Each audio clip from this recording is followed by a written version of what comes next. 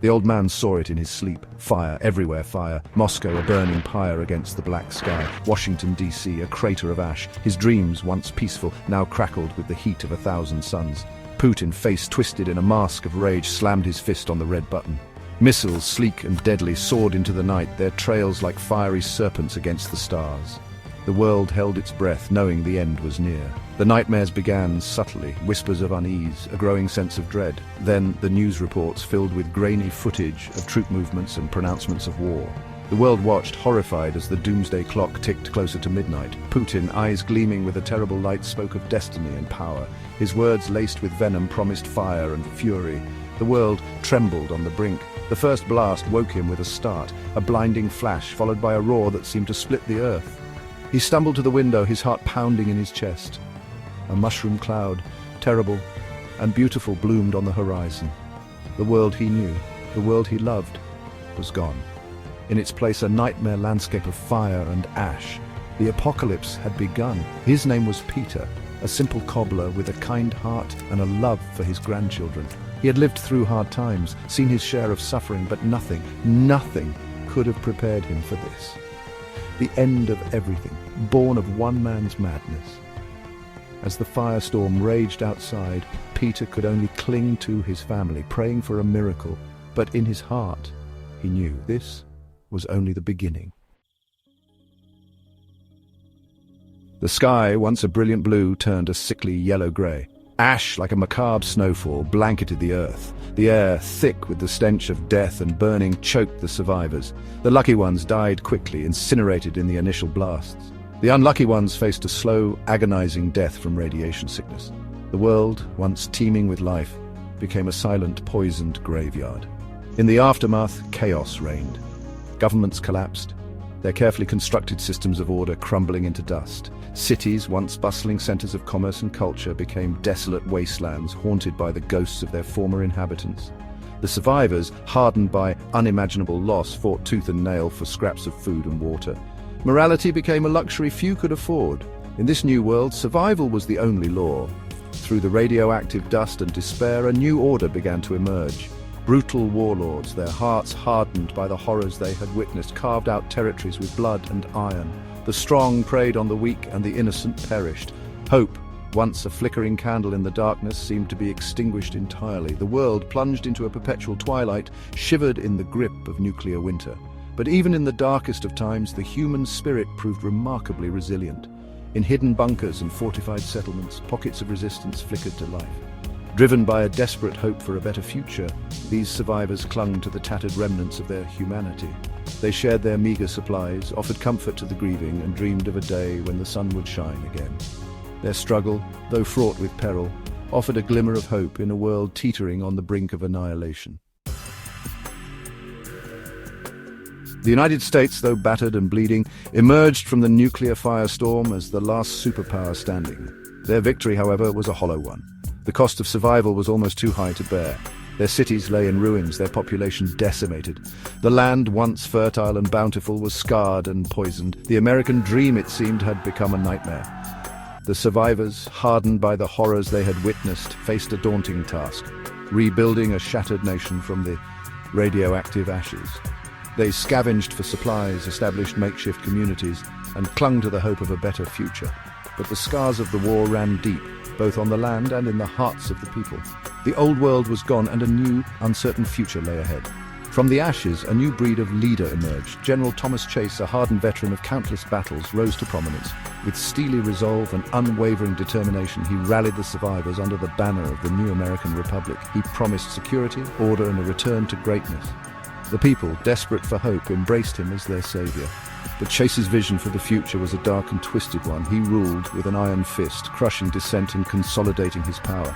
He exploited the people's fear and uncertainty, transforming the new American Republic into a militaristic state. Under his rule, the dream of a free and just society died, replaced by a nightmare of oppression and control.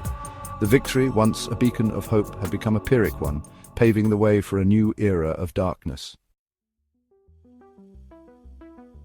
Just when humanity thought it had endured the worst, a new threat emerged from the depths of space. Giant bioluminescent ships, like predatory jellyfish against the night sky, descended upon Earth. They came not with weapons of war, but with a hunger far more terrifying. They sought a harvest, and humanity, steeped in the darkness of its own making, was ripe for the taking. The arrival of the aliens was heralded by strange occurrences. Animals behaved erratically, their eyes glowing with an unnatural light. The air crackled with an unseen energy, setting teeth on edge. Then the ships appeared, their vast organic forms blotting out the stars. Panic gripped the remnants of humanity. Was this a new enemy to conquer, or something far more sinister? The first contact was nothing short of terrifying. The aliens, tall and skeletal, with skin like polished obsidian, descended from their ships on shimmering beams of light. Their eyes, large and black, seemed to pierce the soul, judging, evaluating. They moved with an unnerving grace, their long, spindly fingers tipped with claws that shimmered like polished metal. Fear, primal and consuming, spread like wildfire. The aliens, however, did not attack, not in the traditional sense. Instead, they began a systematic rounding up of humans. They showed no mercy, no compassion. Men, women, children, all were herded into the waiting ships, their pleas for mercy falling on deaf ears. The world watched in horror as the aliens began their harvest, their motives shrouded in mystery. What did these creatures want with humanity? The answer, when it finally came, was far more disturbing than anyone could have imagined. In Section 5, the harvest begins, a taste for human despair. The aliens, it turned out, were not conquerors, but connoisseurs. They traveled the cosmos, not for territory or resources, but for delicacies. And Earth, saturated with the negative energy of war and suffering, had become a gourmet's paradise. Their hunger, it turned out, was not for flesh and blood, but for something far more insidious, human despair. The process was swift and brutal. Humans, herded like cattle, were subjected to a terrifying selection process. The aliens, with their advanced technology, could sense the darkness within each soul. Those who had succumbed to hatred, fear, and despair were deemed delicious. They were dragged away, their screams echoing through the cavernous ships, their fate unknown. The others, those who still clung to some shred of hope, some spark of light within their hearts, were spared, for now. They were branded, marked with a glowing symbol on their foreheads, a sign of their unsavoriness. They were then dumped back on the ravaged earth, left to ponder their fate. Were they the lucky ones, or were they being saved for later, like a farmer fattening his prize pig? The world descended into a new kind of terror. It wasn't enough to survive the elements, the radiation, the remnants of war. Now, humans had to confront the darkness within themselves. Every hateful thought, every act of cruelty, every flicker of despair made them more desirable to the alien harvesters. Humanity, already on the brink, teetered on the precipice of extinction. Not from weapons of war, but from the darkness within their own hearts. Section 6, the currency of cosmic cuisine. The aliens, it was discovered, were not driven by malice, but by a cold cosmic indifference. They saw themselves as farmers, tending to a universal garden. And just as a farmer weeds out the weak and the sickly, so too did the aliens harvest those they deemed unfit.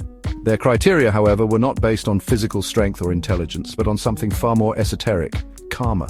The concept of karma, ancient and universal, resonated with a terrifying truth. Every action, every thought, every deed sent ripples through the fabric of existence. Positive actions, acts of kindness, love and compassion, created positive karma, strengthening the soul and illuminating the path.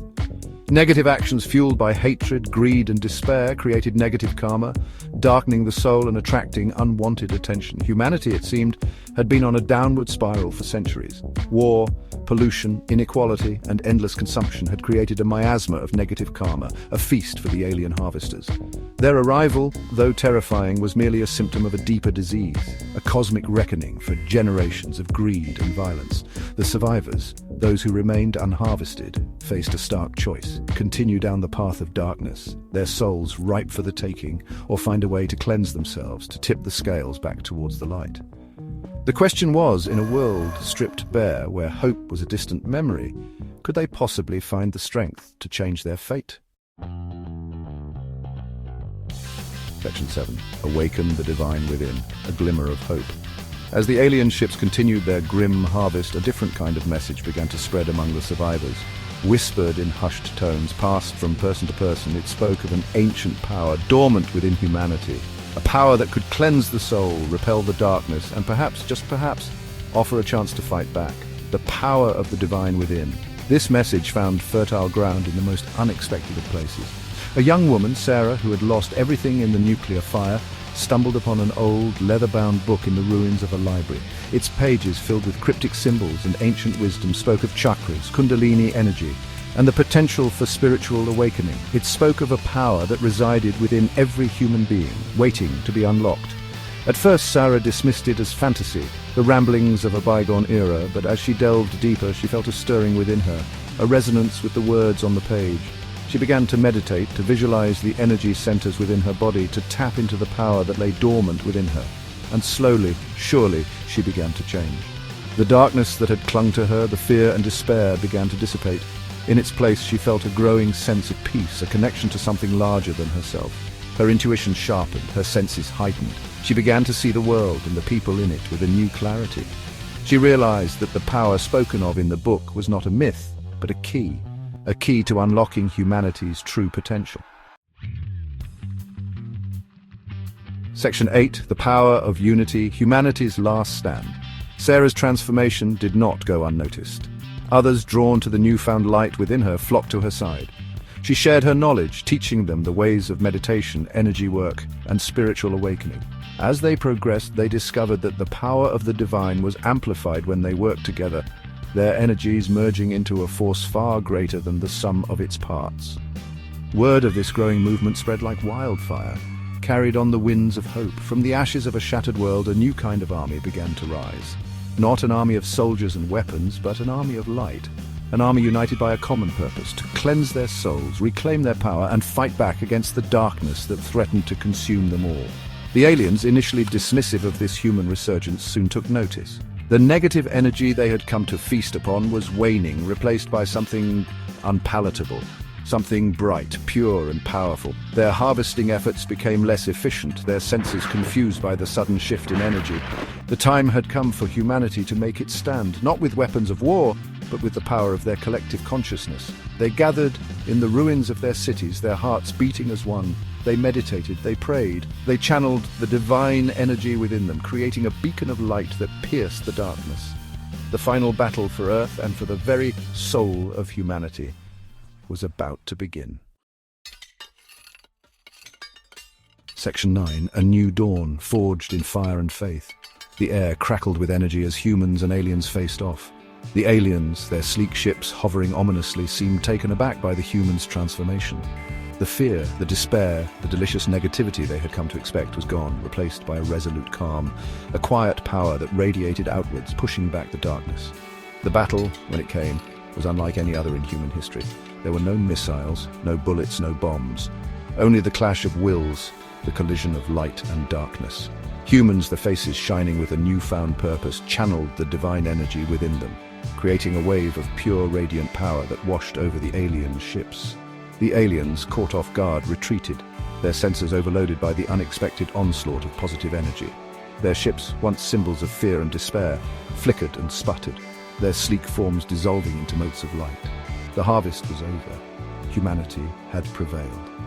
In the aftermath, as the golden light subsided, a sense of profound peace settled over the ravaged earth. The air, once choked with ash and despair, felt clean, vibrant. Birds sang, flowers bloomed, and from the ashes of a shattered world, a new dawn emerged.